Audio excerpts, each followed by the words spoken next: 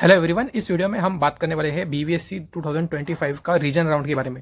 जैसा कि आपको पता है, रीजन राउंड का जो लिस्ट होगी है वो वेबसाइट पे पब्लिश हो चुकी है। इस वीडियो में हम डिटेल में डिस्कस करने वाले हैं क्या आगे आपको सीट वैकेंसी होने वाली है या नहीं होने वाली है। आपका एक जो बहुत ज़्यादा कॉमन डाउट मुझे आया है कि सर जो सिलेक्शन लिस्ट आई है उसमें बहुत ज़्यादा कम स्टूडेंट का नाम जो है तो आया है, तो क्या सारे जो सीट है वो फिलअप हो चुके हैं, क्या हमें आगे सीट मिल सकती है काउंसलिंग अटेंड करने के लिए।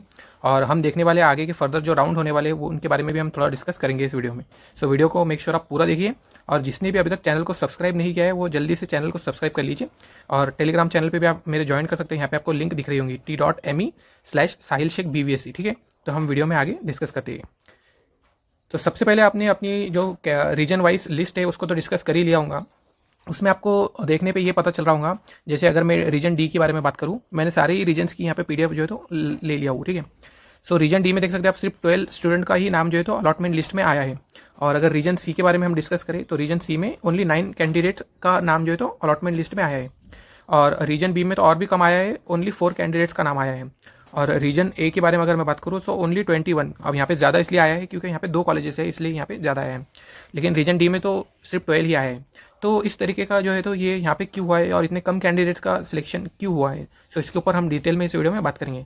साथ ही में हम ये भी देखेंगे कि सारे जो भी सीट है रिस्पेक्टिव कैटेगरीज की और रिस्पेक्टिव रीजन की, क्या वो फिलअप हो चुकी है, इसमें के बारे में भी हम इस वीडियो में बात करने वाले हैं। ठीक है, तो सबसे पहले तो उन कैंडिडेट को क्या करना है जिनका जो है तो अलॉटमेंट लिस्ट में नाम आया है। तो जैसा कि आपको मेरे वीडियोस देख के पता चल ही चुका होगा कि जब भी आपका अलॉटमेंट लिस्ट में नाम आता है तो आपको अलॉटमेंट लिस्ट पे जो भी टैब होता है वहाँ पे उस पर क्लिक करना है। उसको क्लिक करने के बाद जो है तो आप नेक्स्ट पेज पे पहुँचते हो जहाँ पे आपको लिखा है लॉगिन फॉर अलॉटमेंट लेटर। और लॉगिन करने के बाद आपको अलॉटमेंट लेटर की जो है तो डाउनलोड कर लेना है उसको।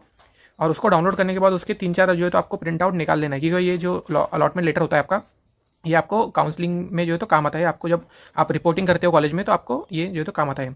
अब सेकंड जो सबसे इंपॉर्टेंट चीज़ है रिपोर्टिंग के लिए, जिन भी कैंडिडेट का अलॉटमेंट लिस्ट में नाम आ चुका है उनको जो है तो कॉलेज में रिपोर्ट करना है। जिस भी कॉलेज को, यानी जो भी कॉलेज उनको अलॉट हुआ है उस कॉलेज में उनको फिजिकली जाके रिपोर्ट करना है। और मेक श्योर आप ये ध्यान में रखिए कि संडे सैटरडे आपको कॉलेजेस में नहीं जाना, क्योंकि संडे सैटरडे कॉलेजेस की छुट्टी होती है। आपको जैसा कि ऊपर नोटिस में दिख भी गया होगा, आपको 18 अगस्त को और 19 अगस्त को बिफोर 3 PM, ठीक है, बिफोर 3 PM आपको जो है तो कॉलेज में रिपोर्ट करना है।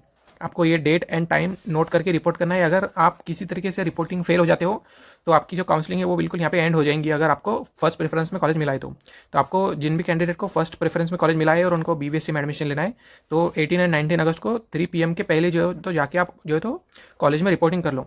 और साथ ही में आपको सारी ही ओरिजिनल डॉक्यूमेंट लेके जाना है, जैसे कि मैंने आपको बताया भी था, आपकी TC, आपकी ओरिजिनल मार्कशीट, आपके ओरिजिनल कास्ट सर्टिफिकेट और आधार कार्ड वगैरह जितना भी ओरिजिनल होता है आपका वो सब लेके जाना है। साथ ही में आपको फीस लेके जानी है। फीस के बारे में भी हमने डिस्कस कर लिया था, और आपको जितनी फीस वहाँ पे दी गई है कैटेगरी वाइज, या फिर आप ओपन कैटेगरी में आते हैं तो उसके हिसाब से आपको फीस लेके जाना है। साथ ही में आपकी जितने भी जेरोक्स डॉक्यूमेंट है, आपके जितने जेरोक्स डॉक्यूमेंट है उसको सेल्फ अटेस्ट करके आपको लेकर जाना है। सेल्फ अटेस्ट कैसे करते हैं इसके ऊपर भी एक डिटेल वीडियो मेरे चैनल पर अवेलेबल है, जाके अब देख लो किस तरीके से सेल्फ अटेस्ट किया जाता है डॉक्यूमेंट्स को, वो देख के आप जो है तो सेल्फ अटेस्ट कर सकते हो। और सेल्फ अटेस्ट की भी आप जो है तो 3 सेट बना लो, मैक्सिमम तो 2 ही काम आते हैं, लेकिन आप एक एक्स्ट्रा बना के लेकर जा सकते हो।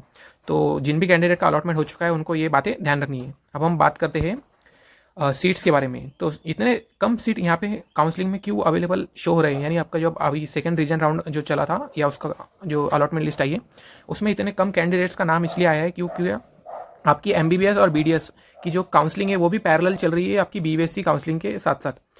काफ़ी कैंडिडेट जो है तो वो BVSC में पार्टिसिपेट करने के बाद जो है तो MBBS या BDS में जो है तो एडमिशन ले लेते हैं। उनका नाम जो है तो BVSC की सिलेक्शन लिस्ट में भी आता है, लेकिन वो एडमिशन MBBS या फिर BDS में ले लेते हैं।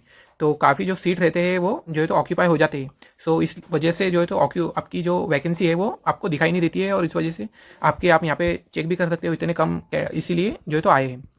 तो अभी आपको क्या करना है, इसके लिए आपको थोड़ा वेट करना है। क्यों? क्योंकि आपकी अभी काउंसलिंग जो है तो ख़त्म नहीं हुई, आपको थोड़ा वेट करना है, क्योंकि ये जब आपके ये सीट जो भी कैंडिडेट BVSC की सीट छोड़ के MBBS या BDS में एडमिशन लेते हैं, या कई कैंडिडेट क्या होता है BAMS, BHMS या BUMS में भी एडमिशन लेते हैं वेटरनरी की सीट छोड़ के। आपको वेट करना है कि जब ये जो सीट होते हैं ये कैंसिल हो जाए, उसके बाद जो ये सीट होती है BVSC की जो भी ऑक्यूपाई हो चुकी थी वो फर्दर जो है तो काउंसलिंग में अगेन अवेलेबल कर दी जाती है।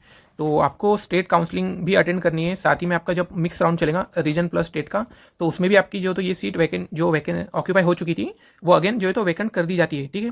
सो आपको अभी काउंसलिंग को फर्दर ध्यान से आगे अटेंड करना है, और जो भी चॉइस फिलिंग की डेट वगैरह होती है वो वेबसाइट पे आपको एडमिशन का जो दिया है शेड्यूल, उसके अकॉर्डिंग आपको वेरीफाई करके चलना है, ठीक है। तो अभी आपकी जो काउंसलिंग है वो खत्म नहीं हुई है। जिन भी कैंडिडेट को ऐसा लग रहा है कि सर मेरे जो है तो ज़्यादा मार्क्स होने की वजह बाद भी जो है तो अलॉटमेंट लिस्ट में नाम नहीं आया है, तो इस तरीके से जो है तो यहाँ पे एक प्रॉब्लम चल रही है, क्योंकि जो काउंसलिंग प्रोसीजर है आपकी सीईटी सेल की जो काउंसलिंग है और जो आपकी वेटरनरी की काउंसलिंग है वो पैरेलली चल रही है। इसकी वजह से ये जो प्रॉब्लम है ये जो है तो आता ही है। तो इसका आपको ज़्यादा लोड नहीं लेना है, ठीक है। काउंसलिंग प्रोसीजर आपको लास्ट मोमेंट तक जो है तो अटेंड करना है, क्या पता आपको सीट मिल जाए अगर आपके स्कोर अच्छे हैं तो। सो ये था सीट के बारे में। अब हम देखते हैं काउंसलिंग प्रोसीजर के बारे में। ओके, मैक्सिमम कैंडिडेट को अभी भी डाउट आ रहा है कि सर काउंसलिंग प्रोसीजर अब क्या खत्म हो चुकी है, रीजन राउंड जो है तो अभी खत्म हो चुका है, यानी रीजन राउंड जो है तो पूरा ओवर हो चुका है, उसका राउंड 1 एंड 2 जो है तो दोनों ही खत्म हो चुके हैं, और अभी आपको ऐसा सीट देख के ऐसा लग रहा होगा कि यार सीट सारी सीट ऑक्यूपाई हो चुके हैं या नहीं हो चुके। तो ऐसा कुछ नहीं होता है। आपको जो रीजन राउंड होता है उसका आपको जैसा पता ही है ना, 70% रिजर्वेशन उसमें होता है, और जो बाकी ये सीट होती है उसमें 30% रिजर्वेशन होता है। और कुछ सीट अगेन वैकेंट हो जाते हैं, तो वो रीजन राउंड की या फिर स्टेट राउंड की जो सीट वैकेंट रहते हैं वो अगेन फिलअप कर ली जाती है region round and state round में। सो इसका भी आपको लोड नहीं लेना है। जितने भी सीट रीजन राउंड में ऑक्यूपाई हो चुके थे, तो जितने भी आपके रीजन राउंड के 70% सीट ऑक्यूपाई हो चुके थे उसमें से कुछ सीट कैंसिल हो जाते हैं, या फिर कुछ बच्चे तो अलग स्ट्रीम में एडमिशन ले लेते हैं।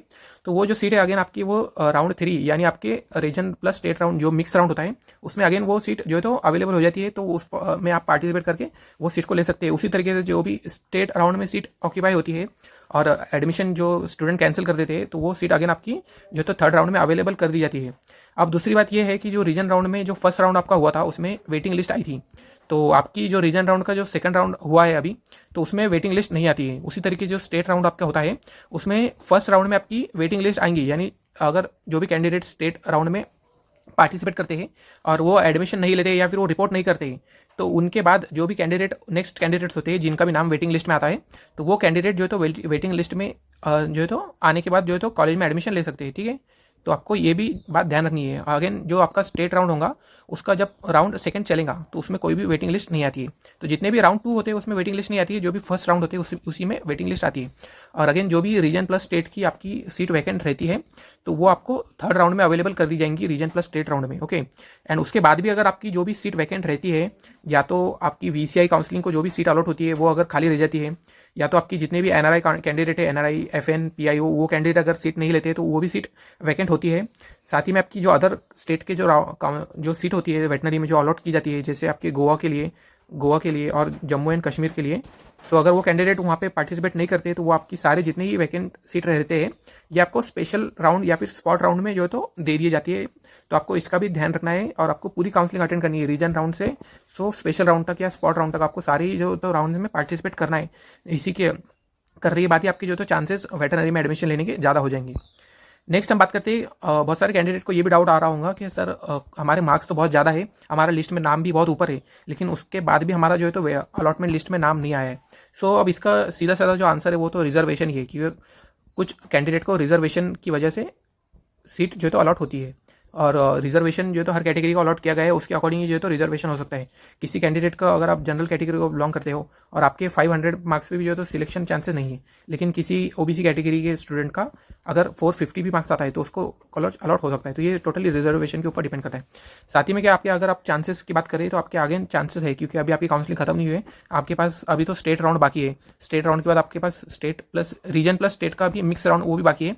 साथ ही में स्पेशल राउंड में भी कुछ सीट जो है तो अवेलेबल होती है आपके VCI काउंसलिंग के, और अदर जो स्टेट के जो सीट्स होते हैं वो भी उस सीट में भी आप जो तो पार्टिसिपेट कर सकते हो। वहाँ पे आपको कोई एक्स्ट्रा फीस पे करने की ज़रूरत नहीं होती है। तो आपको सिर्फ अभी काउंसलिंग जो है तो लास्ट तक अटेंड करनी है। तो काउंसलिंग आपको जो है तो अगेन पूरी अटेंड करनी है, ठीक है। और दूसरी बात है कट ऑफ की, तो कट ऑफ जो है तो आपको ये जरूर देखना है कि आपके मार्क्स कितने हैं, ठीक है। बहुत सारे कैंडिडेट ऐसे भी है जिनके बहुत ज़्यादा कम स्कोर है लेकिन फिर भी वो काउंसलिंग अटेंड कर रहे हैं। तो काउंसलिंग तो आपको पूरी अटेंड करना है, लेकिन ये गारंटी नहीं है कि आपको एडमिशन जो है तो या फिर तो कॉलेज 100% आपको अलॉट होगा। तो आप ये मन में मत रखिए कि काउंसलिंग अटेंड करने के बाद 100% कॉलेज अलॉट हो जाता है। कॉलेज में अलॉटमेंट के लिए आपके मार्क्स और आपका जो कट ऑफ है वो वेरी या फिर मैटर करता है। तो सिर्फ काउंसलिंग अटेंड करने से आपको कॉलेज नहीं मिलता है, आपको काउंसलिंग अटेंड करने के बाद आपकी जो मार्क्स है, जो आपकी रैंकिंग है वो भी देखी जाती है। तो आपका कट ऑफ और मार्क्स जो है तो ऊपर होना ही चाहिए, तभी जो है तो आपको कॉलेज में जो है तो एंट्री मिलेंगी या फिर सीट अलॉटमेंट आपकी होंगी। और जिन भी कैंडिडेट को सीट अलॉट नहीं होती है लास्ट काउंसलिंग अटेंड करने तक भी, तो उन्होंने अभी से जो है तो प्लान जो बी जो है तो बना के रख लेना चाहिए। अब किन कैंडिडेट को जो है तो सीट नहीं मिल सकती, जिनके कट ऑफ एकदम बॉर्डर पे है या फिर जो है तो बॉर्डर लाइन के भी बिलो है, सो उनको अभी से एक प्लान बी जो है तो सोच के रख लेना चाहिए। इसके ऊपर प्लान बी के ऊपर मैं एक डिटेल डेडिकेटेड वीडियो बनाने का सोच रहा हूँ, और जल्दी आपको इस मेरे चैनल पे ये वीडियो देखने को मिल जाएंगी, plan B other career options than veterinary, ठीक है। उसके ऊपर भी डिटेल वीडियो मैं बनाऊंगा, तो आप चैनल को ज़रूर सब्सक्राइब करके रखना। सो अगेन ये वीडियो में फिर इतना ही था। अगर आपको ये वीडियो अच्छी लगी होंगी तो चैनल को मेरे सब्सक्राइब कर देना, और जिसने भी अभी तक टेलीग्राम चैनल ज्वाइन नहीं किया है तो आप t.me/साहिल शेख BVSC ये टेलीग्राम पर सर्च करने के बाद भी चैनल को ज्वाइन कर सकते हो, या फिर इसकी जो लिंक है टेलीग्राम की मैं वो कमेंट सेक्शन में आपको प्रोवाइड कर दूंगा। सो इस वीडियो में इतना ही था। अगर वीडियो आपको पसंद आए तो वीडियो को लाइक कर देना, और अपने दोस्तों के साथ इसको शेयर करना मत भूलना जो भी काउंसलिंग अटेंड कर रहे हो। सो हम मिलते हैं नेक्स्ट वीडियो में। Thank you.